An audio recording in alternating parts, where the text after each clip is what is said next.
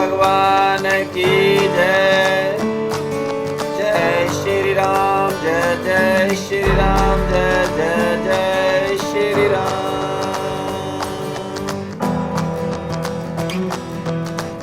चलिए भाई, आज हमारा जो चर्चा का बात करने का विषय है वो राम राम है। राम राम के ऊपर आज हम चर्चा करेंगे। हमारी भारतीय सभ्यता में, सनातन धर्म में एक दूसरे को राम राम बोलते हैं। आखिर इस राम राम का क्या महत्व है और इसकी क्या महिमा है, इस बात पर आज हम बड़े विस्तार से चर्चा करने वाले हैं। अगर आपने इस वीडियो को अच्छे से देख लिया और सुन लिया तो आज आपका जीवन बदलने वाला है। आप उस अच्छे आध्यात्म मार्ग पर जाने वाले हैं जहां पहुंचने और जाने की आपने कल्पना भी मन में नहीं सोची थी। जय श्री राम। तो मैं आज आपको इस बात पर चर्चा करने वाला हूं कि राम राम जो हम बोलते हैं एक दूसरे को, हमारी भारतीय सभ्यता में, सनातन धर्म में, उसके महत्व और उसकी महिमा पर। पूर्व जन्म के भागों से नर देही प्राणी पाता है और वादा करके राम भजन का जीव जगत में आता है।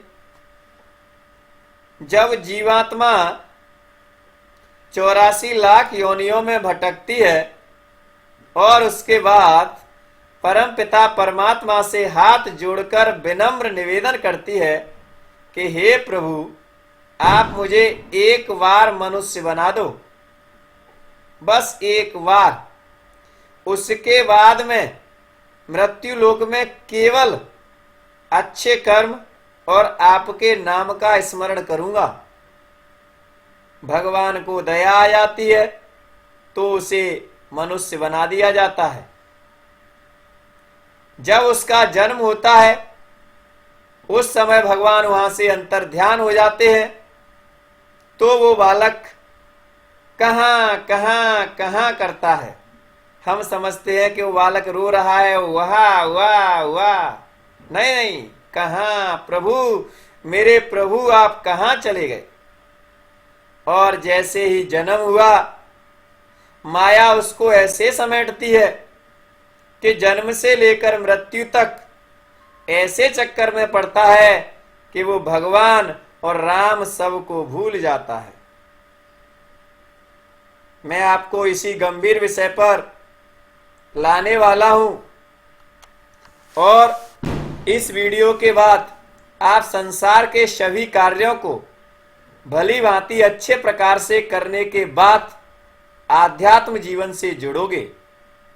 सांसारिक कार्यों को भी हमें बड़े ध्यान और प्रेम से करना है, साथ ही ईश्वर से श्रद्धा भी बनाए रखना है। तो सबसे पहले हम राम राम बोलने का क्या अर्थ होता है इसे समझेंगे। फिर इसके बाद राम नाम की महिमा को एक प्रसंग के माध्यम से समझेंगे। उस प्रसंग से हमें ये भली भांति पता लगेगा कि राम के नाम की क्या महिमा है। तो सबसे पहले राम राम के अर्थ की चर्चा करते हैं। राम नाम जो है, राम का जो नाम है विष्णु के 1000 नाम के बराबर होता है। अगर किसी व्यक्ति ने एक बार राम बोल दिया तो आप ये मान के चलें कि भगवान विष्णु के 1000 नामों का हमने स्मरण कर लिया। अब हम विष्णु के या राम के नाम का स्मरण क्यों करें? तो देखिए भाई, किसी भी अलग अलग युग में अलग अलग चीजों का प्रभाव होता है, लेकिन कलयुग की अगर बात की जाए तो केवल नाम ही सबसे महान बताया गया है। कलयुग केवल नाम आधारा और सुमिर सुमिर नर उतरे पारा। कलयुग का जो आधार है केवल नाम है। भगवान का नाम स्मरण करने से ही हम इस संसार रूपी सागर से पार हो सकते हैं। दूसरा कोई इतना प्रभावी आधार नहीं है। इसलिए हमें राम के नाम का स्मरण हमेशा करते रहना चाहिए। हाँ, विस्तार से अगर हम चर्चा करेंगे तो विषय बहुत बड़ा है, वीडियो काफी लंबा बनेगा। लेकिन अब अपने विषय पर आते हैं कि राम राम का क्या महत्व होता है। तो देखिए भाई, हिंदी जो हमारी भाषा है, इसमें इस राम नाम को थोड़ा सा कैलकुलेशन करके देखते हैं और आपकी समझ में पूरी बात आ जाएगी कि आखिर इसका रीजन क्या है। तो जो राम शब्द है, ये र और इसमें जो बड़े आ की मात्रा लगी है आ, रा और म, इसको मिलाकर के बना है। जैसे इसमें क्या क्या है, रा है और रा में बड़े आ की मात्रा लगी है और फिर मां है, इसको मिला के बना है राम। ये हिंदी की शब्दावली में अब देखते हैं, जो रा लेटर है, जो रा अक्षर है, इसको हम यहां से देखते हैं, ये इसके स्वर हैं और ये इसके बाद यहां से इसके व्यंजन है। तो यहां से हम गिनती करते हैं तो देखना है यहां पर जो हमारा रा आ रहा है, ये व्यंजनों का 27वें नंबर पे दिया गया है। यानी तीनों अंकों का, यानी कुल मिलाकर के जो ये 3 अंक हैं, इनको अलग अलग योग पहले देखना है। तो रा कौन से नंबर पे है, 27वें नंबर पे है। और बड़े आ की जो मात्रा है, ये स्वर में देखिए दूसरे नंबर पे दी है। ठीक है, तो ये 27 और ये दूसरे नंबर पे है स्वर में। ठीक है, क्योंकि ये मात्रा है। इसके बाद माँ की बात करते हैं, तो ये रहा हमारा माँ। ये यहां से आप गिनती करोगे इस जगह से तो ये 25वें नंबर पे है, तो 25। तो तीनों यानी र आ और म, राम, अगर हमने इसको जोड़ा तो 27, 2 और 25 कुल मिलाकर के कितना हो गया, 54। अर्थात जो राम के नाम का योग है वो कितना है, 54 है, 54 है। राइट। अब हमने एक बार जब राम बोला तो इसका मतलब 54 हुआ, और जब 2 बार राम बोला, राम राम, 2 बार ही तो बोलते हैं राम राम, तो यहां पर 54 और 54 को जोड़ दो भैया, तो इनका योग कितना हो गया, 108। और जब भी हम कोई माला को फेरते हैं या स्मरण करते हैं तो उसे 108 बार फेरा जाता है। तो 108 बार मनके की माला गिनकर ही करते हैं राम नाम का जाप। राइट। अगर हमने एक बार सिर्फ राम राम बोल दिया तो इसका महत्व तो क्या हुआ, सिर्फ राम राम बोलने से ही, कह देने से ही पूरी माला का जाप हो जाता है। यानी हमें राम का जो नाम है, विष्णु का नाम है, उसे 108 बार माला फेरने की, बैठने की जरूरत नहीं है। केवल हमने सामने वाले से बोल दिया राम राम, तो जो हमने बोला वो उसको लगा, उधर से उसने बोला राम राम, तो आपकी एक माला पूरी हो गई। और आपने दिन में अगर 10 लोगों से बोला राम राम तो आपकी 10 मालाएं पूरी हो गई। ठीक है, क्योंकि राम के नाम के लिए बहुत बड़ा आपको कोई धन खर्च करने की जरूरत नहीं है, कोई समय खर्च करने की जरूरत नहीं है। बिल्कुल नॉर्मली आप अपने जीवन में जहां हैं, केवल इस छोटी सी आदत को अपने अंदर डाल लीजिए। सामने वाला कोई व्यक्ति है, आपसे बड़ा है, सम्मानी है, जहां पर आप गुड मॉर्निंग या कोई और दूसरे वर्डों को बोलते हैं, वहां पर राम राम वर्ड का यूज करके देखिए। फिर आप देखेंगे कि आपके जीवन में एक चमत्कार हो रहा है। बिल्कुल फैक्ट बात है। राइट। तो आप राम राम की आदत डालिए, राम राम। और राम राम ये एक ऐसा शब्द है जो हमारे जीवन को प्रकाशित करता है, आध्यात्मिक जगत से हमको जोड़ता है, प्रभु श्री राम की कृपा हमारे ऊपर बरसने लगती है। दुख, समस्याएं, बीमारियां, परेशानियां, कितनी भी दिक्कतें दूर भगती हुई घूमेंगी हमसे, पास भी कोई परिक्रमा नहीं लगा सकती। आपके जीवन में खुशहाली आना प्रारंभ हो जाएगा, क्योंकि भगवान राम के जो नाम का चमत्कार है उसका गुणगान आज तक भगवान राम ने भी नहीं किया है। राम से बड़ा राम का नाम है, राम से भी बड़ा राम का नाम बताया गया है। चलिए, इसी बात पर मैं आपको एक छोटी सी कहानी सुनाता हूं। इस राम नाम की क्या कला है, ये कहानी बहुत ही शानदार है और आपके जीवन को बिल्कुल परिवर्तित कर सकती है। बड़े ध्यान से सुनिए। एक बार क्या हुआ था, दो भाई थे। तो दोनों भाइयों में जो एक भाई था वो धार्मिक प्रवृत्ति का था, भगवान का भजन करता था, भगवान के मंदिर जाता था, भगवान की सेवा करता था और जो भी संत लोग आते थे उनको भोजन कराता था, उनकी सेवा करता था। लेकिन जो उसका दूसरा भाई था वो बड़ा दुष्ट प्रवृत्ति का था। दारू, शराब, उल्टे सीधे जितने भी कर्म होते हैं सब करता था। अब जो धार्मिक प्रवृत्ति वाला भाई था उसको इस बात का बड़ा कष्ट होता था कि इस मेरे भाई का उद्धार कैसे होगा। एक दिन क्या हुआ, अयोध्या के संतों की एक टोली उसके घर के सामने से गुजर रही थी। तो उस धार्मिक प्रवृत्ति वाले व्यक्ति ने अपने घर संतों को बुलाया, उनको भोजन कराया, उनकी सेवा की। तभी वो दारू पी करके दूसरा भाई आ गया और गाली गलौज करने लगा, क्योंकि उसी मकान में वो ऊपर दूसरी मंजिल पर रहता था। जब वो ऊपर गया तो उन संतों ने पूछा, अरे भाई, तुम तो इतने सज्जन व्यक्ति हो और ये कौन है जो कि इस प्रकार से बात कर रहा है।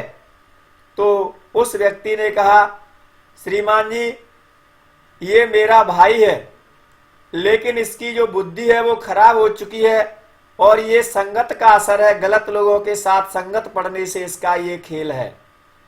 और मैं आपसे ये कृपा करने की आपसे प्रार्थना करता हूं कि अगर हो सके तो आप कोई ऐसी कृपा कर दीजिए जिससे इसका भी उद्धार हो जाए। तो संत होते हैं। उन्होंने कहा, ठीक है, अगर तुमने बोल ही दिया है तो आप समझ लो कि इसका उद्धार हो गया। तो उनमें से एक संत थे, शरीर में थोड़े तकड़े थे, हष्ट पुष्ट थे। उन्होंने कहा, चलिए भैया, इस शुभ काम को मैं ही कर देता हूं। और वो वहां से पहुंचे ऊपर और जाकर के उसका गेट खटखटाया। शराबी भाई ने सोचा कि मेरा भाई है, उसने गुस्से में खोला। संत महाराज दरवाजे पर खड़े थे। उन्होंने कहा, चल भाई राम राम बोल। उसने कहा, नहीं बोलूंगा। संत ने कहा, देख भाई, बोल दे राम राम, मेरी बात मान ले। उसने कहा, बिल्कुल नहीं बोलूंगा। संत ने कहा, अच्छा, ये ऐसे नहीं मानने वाला है। संत शरीर में तकड़े थे तो उनको नीचे पटक लिया और उनकी छाती पर बैठ गए और कहा, अब बोल राम राम। अब उस शराबी ने सोचा कि कहीं अगर राम नाम नहीं बोला तो ये मुझे जरूर मार डालेंगे आज। तो वो डर से ही बोले। उसने कहा, ठीक है भैया, तुम कहते हो तो राम राम। संत ने कहा, बस हो गया काम, तेरा तो कल्याण हो गया। हाँ, एक बात का ध्यान रखना, इसे कभी बेचना मत, इसकी कभी कीमत मत लगाना। ठीक है भैया। संत महाराज वहां से चले आए। समय नजदीक आया, उस शराबी व्यक्ति की मौत हुई। उसके बाद उसे यमराज के यहां पर पेश किया गया। तो जब उसका पूरा अकाउंट देखा गया तो पूरे अकाउंट में बिल्कुल कहीं कुछ धर्म का काम नहीं था। केवल एक चीज बस दिखाई दी, पूरे जीवन में जन्म से लेकर के मृत्यु तक राम राम, और वो भी जबरदस्ती से दूसरे के कहने पर। अब यमराज ने सोचा कि इसने कोई पुण्य काम तो किया नहीं है, पूरे जीवन पाप और दुराचार के कार्य किए, अब इसे नरक तो भेजना ही है। इससे पहले इसने जो राम का नाम लिया है 2 बार, इसको इसका दे देते हैं। तो उससे पूछा, अरे भैया, तुमने जीवन में कोई अच्छा काम नहीं किया, केवल राम राम बोलने के अलावा, तो बताओ जो तुमने राम नाम बोला है उसके बदले में तुम क्या चाहते हो।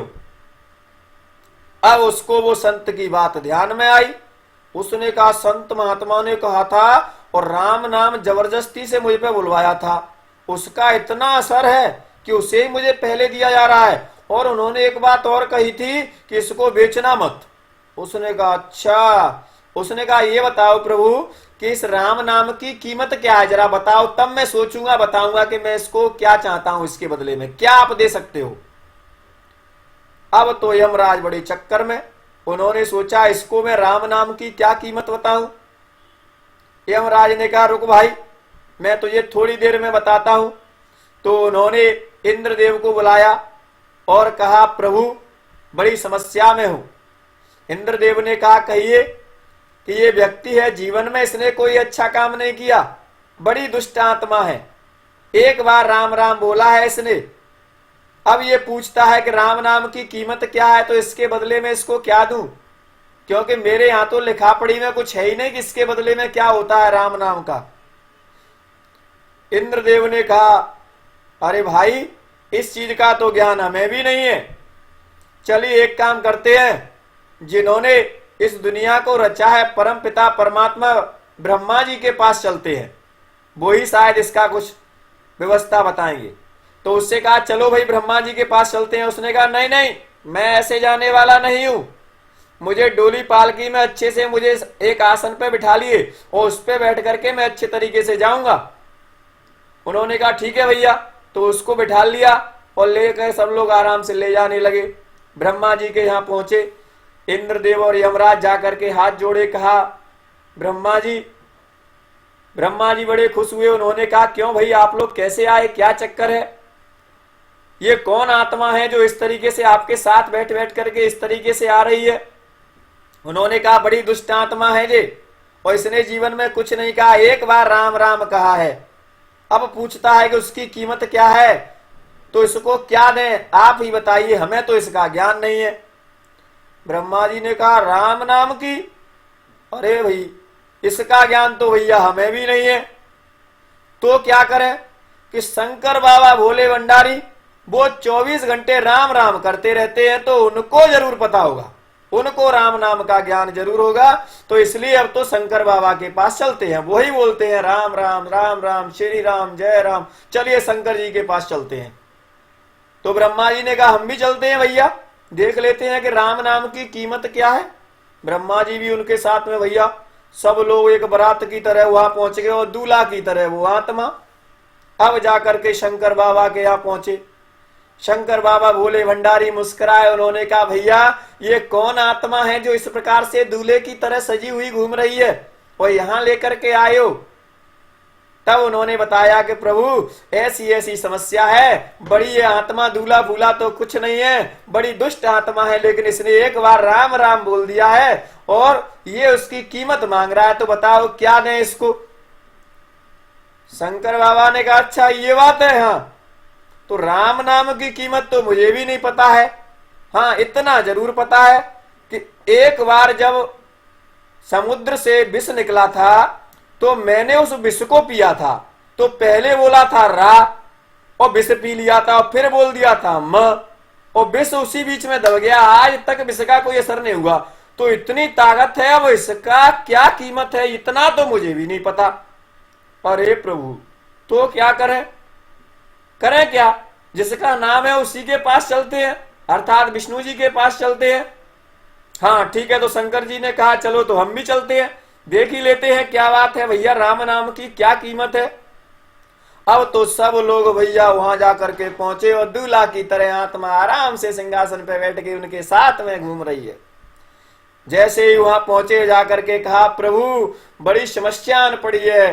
तो विष्णु जी ने पहले देखा तो सब लोगों को देख करके बड़े मुस्कुराए, ब्रह्मा जी शंकर जी सब देवता इंद्र है, फौज फाटा पूरा, भैया क्या चक्कर है, कौन आत्मा है ये।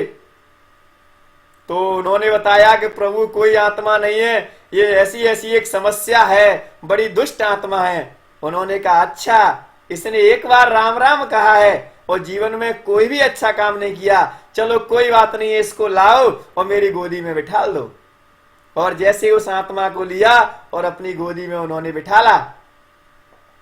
अब उन्होंने कहा सब लोगों ने प्रभु ये तो ठीक है कि आपने गोदी में बिठा लिया, अब हमें इतना तो बता दीजिए जिसके चक्कर में हम चक्कर लगाते हुए फिर रहे हैं सब लोग। इस राम नाम की कीमत क्या है? कोई दूसरा भी हमसे फंस जाए कल केस तो उसको हम सॉल्व कर सकें। तो विष्णु ने कहा भैया राम नाम की कीमत तो मुझे नहीं पता है, लेकिन महिमा आपने देखी ली कि जो गोद में बैठ गया और यहां तक विष्णु लोग तक आ गया है, तो अब इसको यहीं रहने दो। रही बात कीमत की तो वो तो मुझे भी नहीं पता है, महिमा आपने देख ही ली। और उस आत्मा को वहीं विष्णु लोक में छोड़ दिया। अब मेरे प्यारे साथियों, आप लोगों की समझ में आ चुका होगा कि इस राम नाम की क्या कीमत है। हाँ, इसके लिए मैं आपको अगले वीडियो में एक ऐसा मंत्र बताने वाला हूं जो राम के 1000 नामों के बराबर होगा। उसके लिए आप लोग कमेंट में मुझसे बता सकते हैं, तो मैं उस वीडियो को बनाऊंगा। अब राम नाम की कीमत आप लोग देख चुके होंगे कि इसकी कोई कीमत ही नहीं है। कीमत भौतिक चीजों की होती है, राम नाम की कोई कीमत नहीं है। तो भैया सभी के लिए मेरा जय श्री राम, राम राम। और उम्मीद करता हूं कि आज के बाद आप भी सभी से राम राम बोलेंगे। इसी के साथ मैं अपनी वाणी को विराम देता हूं। जय हिंद, जय भारत।